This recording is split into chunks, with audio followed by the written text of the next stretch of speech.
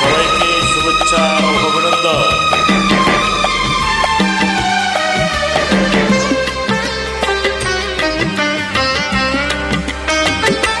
সেই কৃষ্ণ চূড়ার গাছ আজ মরেনি, মরেছে মনের যত আশা। সেই কৃষ্ণ চূড়ার গাছ আজ মরেনি, মরেছে মনের যত আশা। ভেঙে গেছে গাছেরই মতো আমার যত ভালোবাসা। সেই কৃষ্ণ চূড়ার গাছ আজ মর